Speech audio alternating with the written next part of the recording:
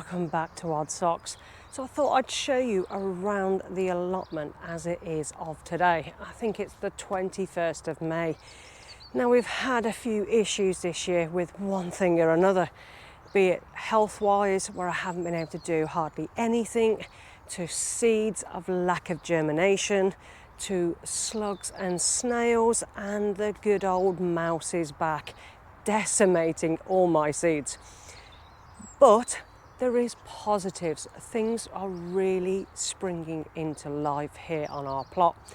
Now we do have an awful lot of open ground still, but that will be planted up over the next week or two, and I'm hoping to get some more seed started after the mouse has literally dug them all up and eaten everything and scattered them all over the rest of the seed trays. But as you can see from the background, the raspberries have really sprung into life this year, and I'm really hoping for a very good crop of raspberries this year. Now, the ones I brought in from my garden are actually doing really well too.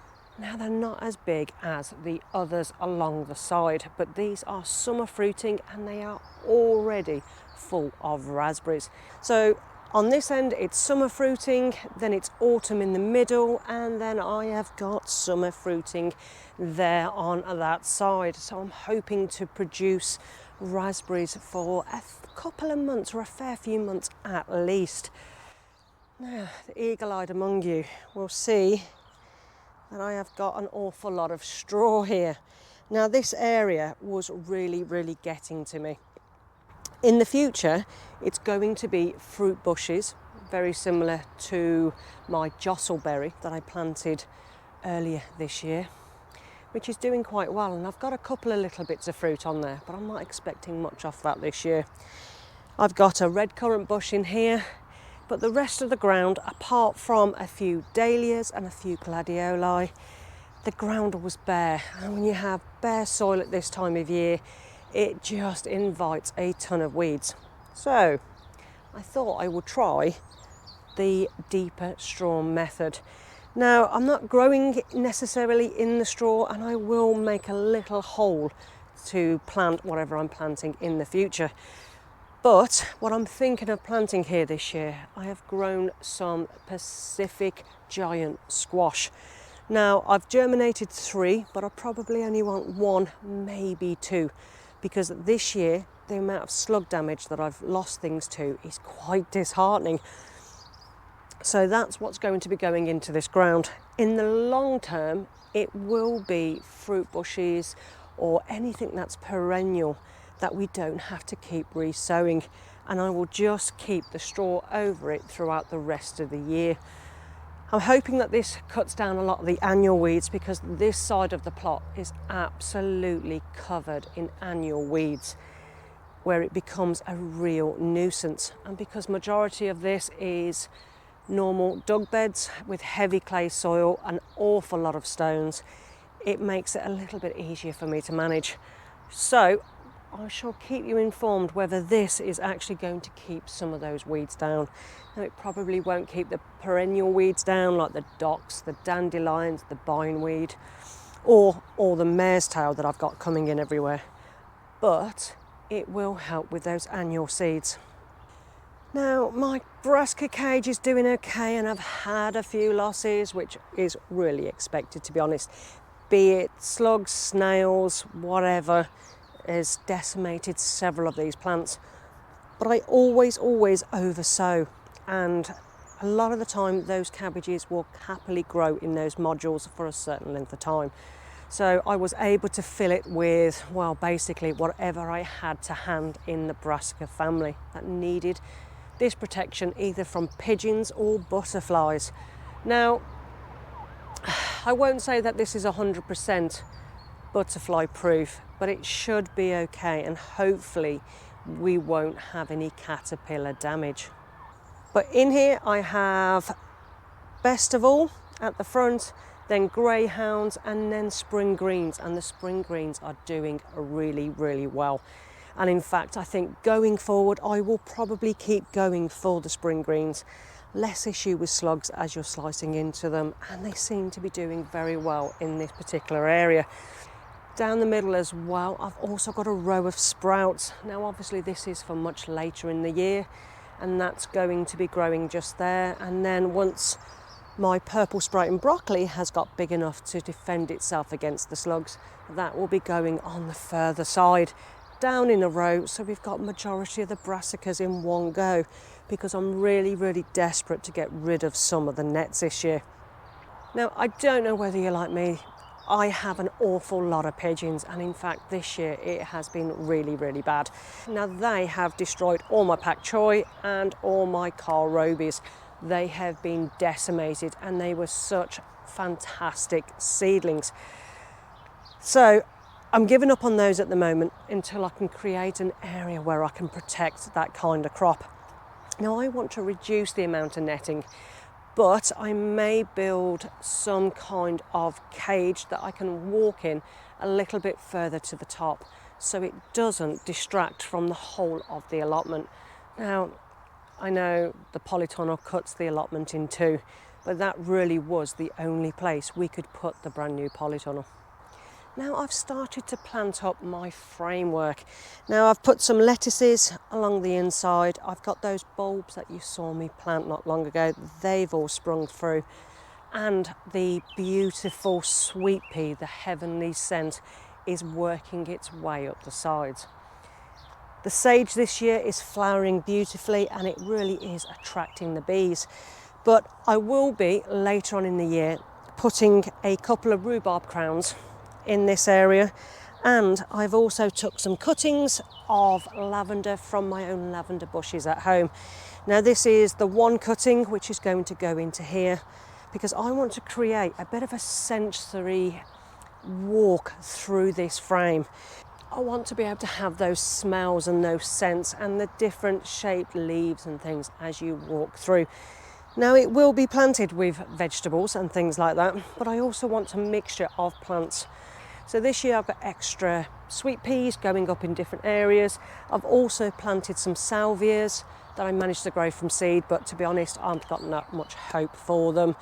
I got Rebecca, and I'll probably pop in a couple of dahlias. But to be honest, my dahlias have been massacred this year.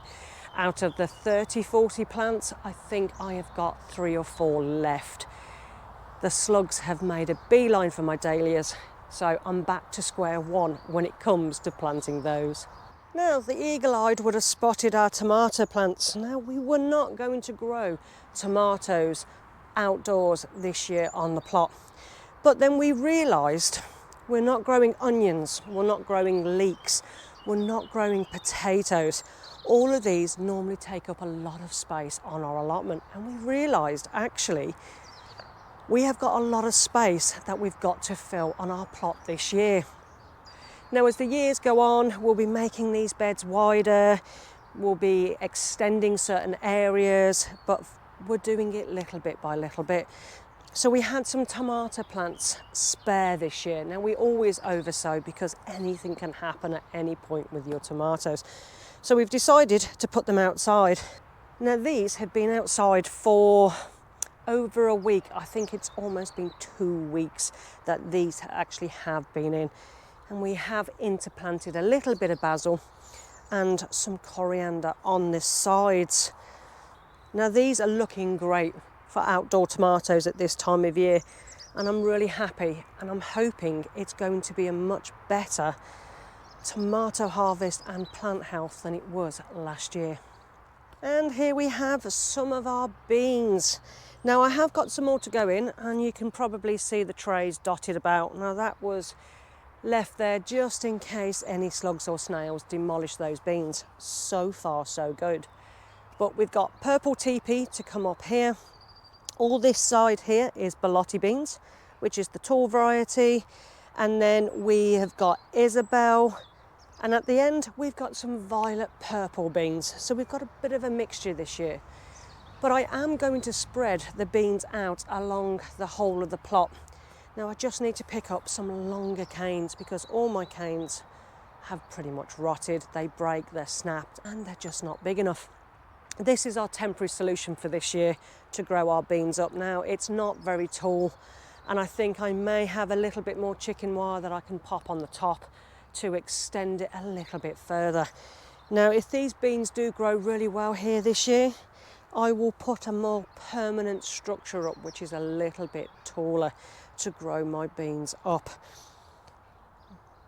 But what I will do is interplant on the edges some things that like a little bit of shade. So maybe a little bit of lettuce or certain other things later on in the year that will grow quite happily alongside these beans. Now, this area we've got our strawberry beds with our chive, which is absolutely looking beautiful at this time of year. And it really does bring that pop of colour. Now, I do need to harvest some of these chives, and I'll probably chop them up and freeze them, so I've got some for a later date. But we've got lettuces and basil, a ton of weeds, which again need to be dealt with. This bed is incredibly weedy this year, and we didn't have this amount of issues last year with this bed. And then we've got our beetroots and our spinach, which we planted, wow, over a month ago in this bed. And they're all doing really, really well. I've still got Rhubarb, and I've still got a couple of dahlias. But to be honest, the slugs have really been the bane of my life this year.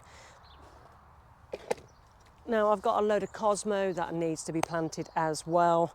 And I did sow an awful lot of plants to fill such a large area. And the wildflower area that I've got on the other side, that was doing okay, but there's only certain wildflowers that have actually germinated and started to grow. Whether they carry on and germinate through time, I don't know. But I have planted salvia, dahlias and liastria there as well from some of the seeds that I've grown. So I'm looking forward to see how that looks this year. But to be honest, it's an incredibly weedy area. And I think in the future, depending on how much compost I get this year, I'll actually probably turn that into a no-dig bed border. It will still be flowers and plants and things like that, but I think to reduce some of the weeds, I might actually turn that into the no-dig bed. Now, I have got 2 beds of strawberries because, yes, I actually enjoy them that much. And they're not exactly cheap or tasty from the supermarket. Now, this bed is doing incredibly well, and in fact I've got a lot of fruit developing on these strawberries, which is great considering they were only transplanted this year into this new area. I'm not going to use the straw method. I found that actually it caused so much issues for me down on the bottom area where I grew them last year, where it actually retained too much moisture. That area was just far too wet, and it was causing a lot of the fruits to mould off. Now, I might make a circular of plastic for them to sit on, but to be honest, I'm just going to see how they go. But they are very close to the ground, and I'm worried that the slugs and the snails are going to get at them before I get a chance to. So that's something I'm going to have to figure out, be a little bit of cardboard, a little bit of plastic collar around the bottom to keep it off the ground. But we shall see how that develops over the next month or two. Now, these 2 beds, this one and half of the other one, is actually been a bit of a headache for me for one reason or another. So these rhubarb are the ones that I grew from seed a few years ago, and they are the most sickliest rhubarb I think I have ever seen anywhere. Now, the one at the end does quite well, but the rest down on this side is just awful. The stems are really spongy, they crack, the leaves are just getting decimated, and the best it looks is towards the end of the season when rhubarb really isn't at its best.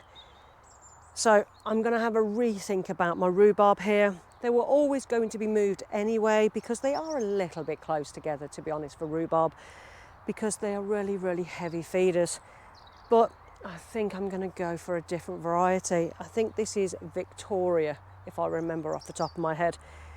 But we'll decide in the future what I'm going to do with these.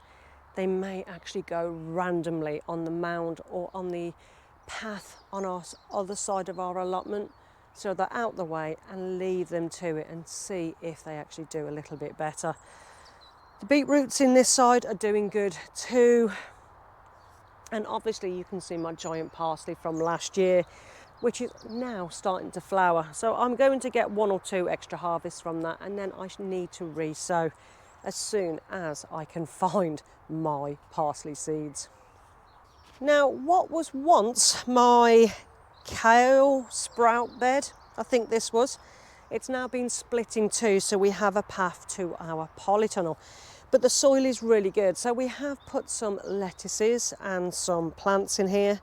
We've got sorrel growing, cosmo, more lettuces, and some coriander and some rudbeckia. Now, I will add some other bits and pieces here, but I really want it to be a little bit of a sensory thing.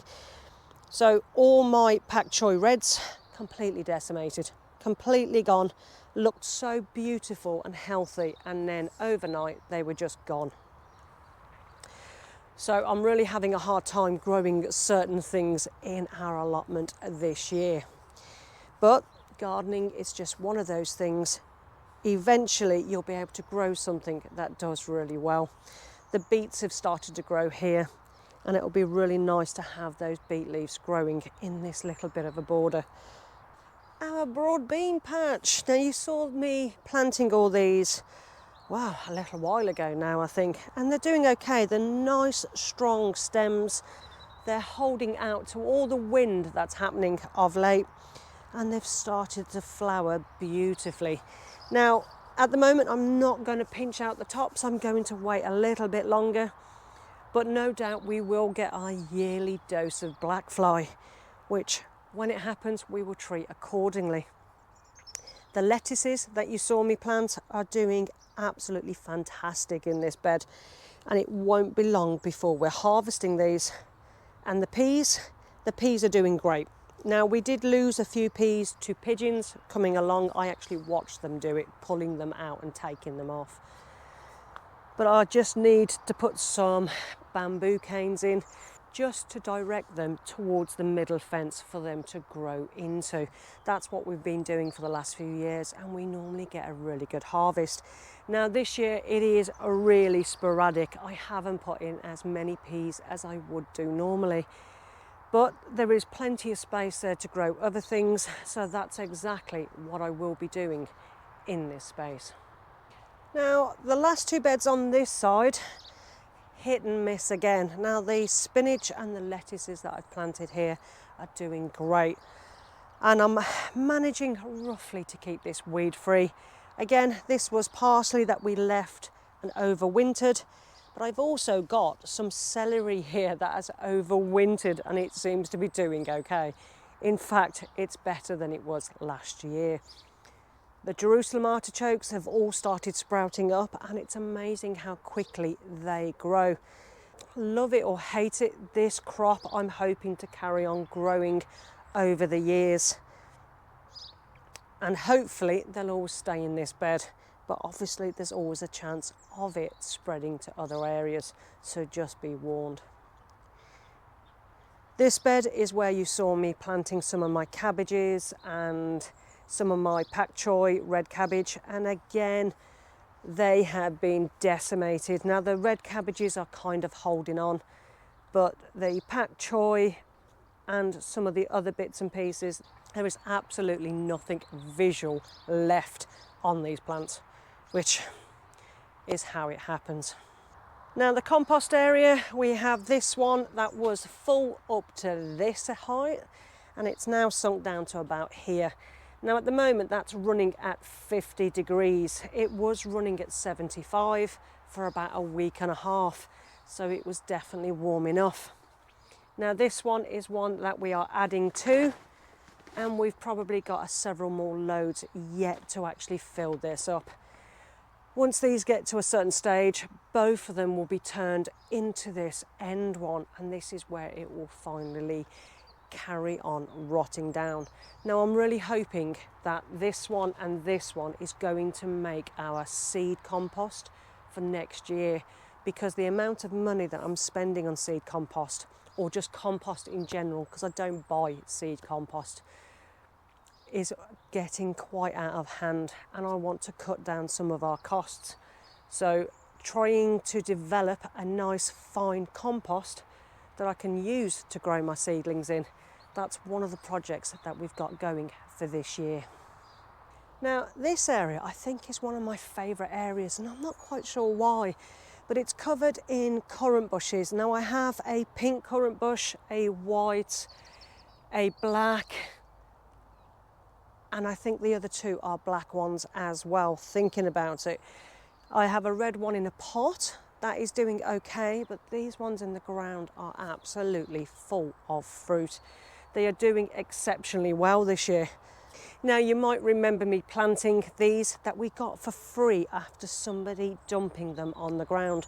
Now the two large established ones, which are in the background just there, they were here previously from another allotment here. Now before they left, they cut them very, very heavily. So last year I think we had 1 cane of actual berries. This year it is absolutely full. In fact, I'm actually thinking about how I'm going to actually harvest all those berries. Now I will be making jams, preserves, things like that with these particular berries. But I really, really want to get some good red currant bushes on the go. Now, the one I've got at the top is still very, very small. That will take a little while to get to a good size. The one in the pot's okay, but it is actually not fruiting that great, so that also needs to go into the ground. Again, that will go at the top of the plot into the ground at the end of the year to see if it makes any difference for it to grow and to produce more fruit. I also have my little pop-up table with some very sad looking modules. Now these are leftovers from our cabbages. I kept them just in case we needed to fill any gaps, but they're going to start getting to the stage now where they're really not worth planting because they'll be too weak and sickly. Now I could pot them onto bigger pots, but doing that is just wasting compost if we're not going to use it. I'm not going to be growing cabbages anywhere else really apart from those couple of designated areas. I've got some little tiny bits of salvias that are doing absolutely nothing. Now these have been in the greenhouse, but I've brought them outside because I need the room.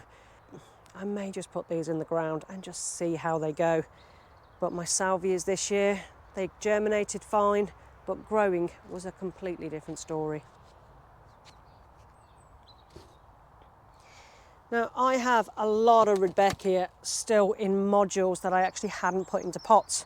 Now I'm going to find room for this somewhere. I do really, really love Rhubarb, and this is called Kelvin Star.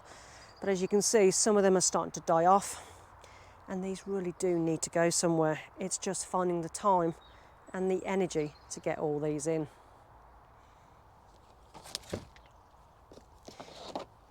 Now my sunflower seeds, I normally get a really good rate of germination. But first off, when I first started sowing my seeds, I started getting issues with mice. And then I started getting issues with slugs, and I've lost an awful lot of my sunflower seeds. Now I think including these and some of the smaller ones I've got in module trays that I actually haven't got round to potting up, I've probably got about 10, maybe 12, could be 15 viable sunflower plants. So I'm a little bit disappointed with that this year.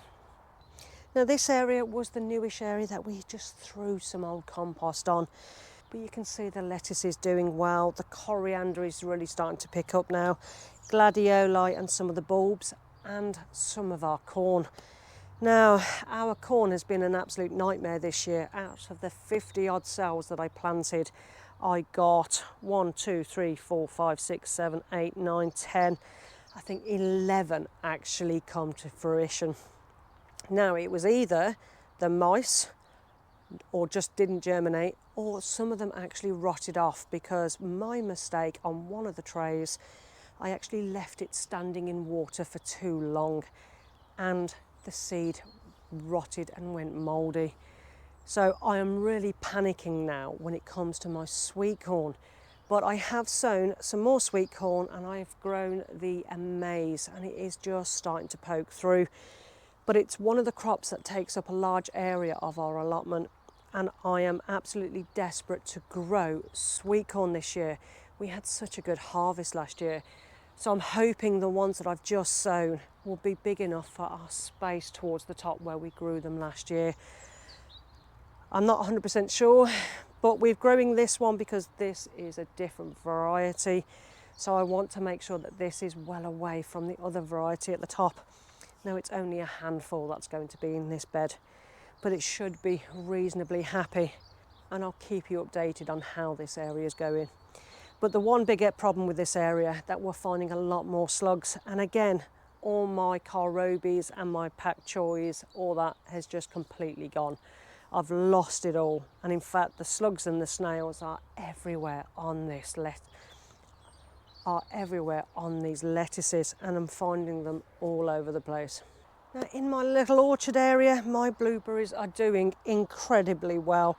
In fact, this one this year has absolutely gone crazy with its fruits. This one's doing okay, it's picking up. And then I've got 3 other small young plants.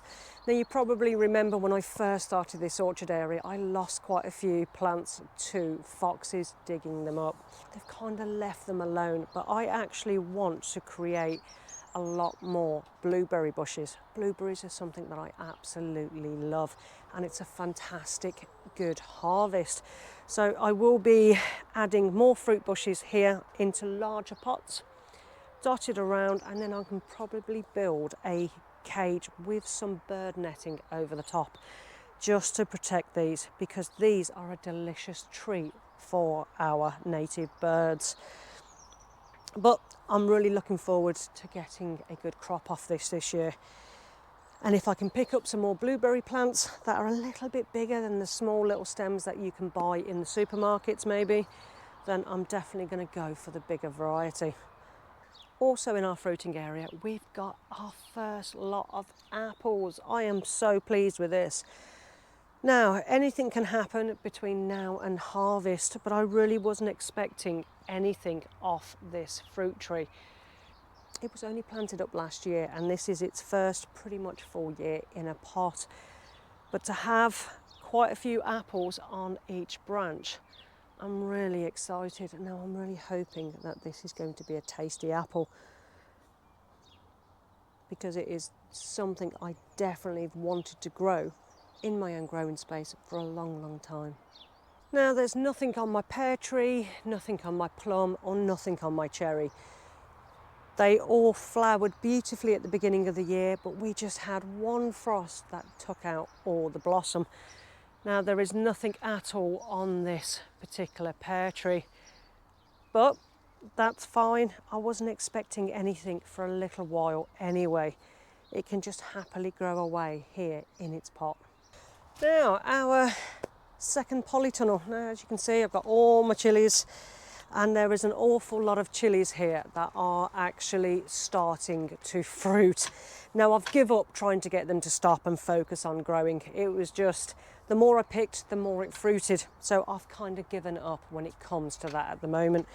Now, the ones that were going to go into the ground are now actually in the ground, and they've had a really good handful of blood, fish and bone in the bottom of their hole.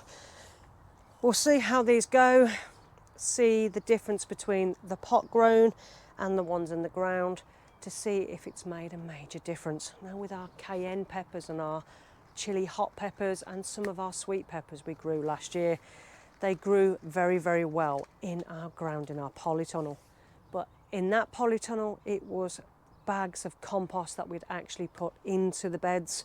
So the soil was nice and free flowing. So this is our own homemade compost of about 2 to 3 inches, and then clay underneath. So obviously when you're planting these, you're actually planting them in the clay ground below, which is fine, but also it holds an awful lot of water, especially since we're on a slope and most of the water ends up in this area. So we'll see how these go. We'll give it a little bit of a trial this year and see how well they perform either pot or ground. So I've also got melons to come into here, which they will be coming into here over the next week. Now I'll probably run strings from the area to allow them to grow up that. It makes life a little bit easier. But I've also got some gherkins to come into here because I want to grow some gherkins in here this year. And I've got my Cape gooseberries. Now I've finally got them to germinate, which they're now being separated and they're in module trays, and I'm trying to get them a little bit bigger before I put them into the ground. So that's what's going to be going on in here, and hopefully in the next week this whole polytunnel will be planted up, and then it's just a case of watering and feeding. Now our last area that we're going to be talking about today, because it has been a long video and because it's such a lot going on our plot, and it's not the smallest of plots. This is our first polytunnel and we use this to grow tomatoes. Now you may see some pots of chilies in here that we're actually growing in here as well, but in general it is tomatoes. Now it's not just tomatoes, we have got nasturtiums that I've self-seeded from the previous year. And to be honest, I have never get as much good growth from my nasturtiums that I get when I get them self-seeded. It's just crazy, and they develop so much healthier. Now we've got basil in between some of the tomatoes, and again that is another common companion planting next to your tomatoes. Now the nasturtiums are supposed to attract the pests to actually leave your tomatoes alone. But to be honest, we don't have much pests in here and they just grow rampant. So we have actually had to cut back about 2 or 3 rubber buckets full already this year. But these are doing really, really well, and they are really thick stemmed this year. Now we've normally got really good healthy tomatoes when we've grown them in polytunnels anyway, but this year they do look extra chunky. But I'm really looking forward to all the different varieties of tomatoes that we're going to get off of here, and we'll be using them throughout the whole of the year. Now we make sauces and powders and all sorts of stuff that we can use throughout the whole of the year. So don't worry, we're not going to have a glut that we can't deal with and we can't possibly eat through. They all get processed in a way to last us through most of the year. So that's our allotment at the moment towards the end of May. Now we've had a lot of losses, but we've also had a lot of success so far. And in gardening or growing, you do have to take the wins and the losses equally. Some years are definitely better than others. But I'm happy so far, if not a little bit behind with other work commitments and things like that. But we're getting there. But as it progresses through the rest of May and into June, we'll still be sowing and we'll still be planting up our beds, either inside or outside of the polytunnels. So guys, how are your growing spaces? Are you doing well? Have you managed to grow everything so far that you've wanted to grow? And what are you harvesting here at the moment? Our year has really got away from us this year so far, and I'm a little bit delayed and I'm a little bit behind on certain things, but we will eventually catch up. Having that extra space, because we are not growing those onions, those leeks, those potatoes, has given us a big opportunity, and I really need to get on it to be able to plant everything that I would like to plant this year. But hopefully over the next couple of weeks I can kind of catch up a little bit and get everything into the ground all sown that I need to get done, because we're not just thinking about one lot of plantings, we are thinking about successional. So as soon as one crop finishes, I want to be able to get something else into that ground. It's not about growing for just 2 months of the year. I would like to try and grow through as much of the year as possible. But guys, let me know in the comments what you're growing, how's it going, and have you had any issues this year on your growing space?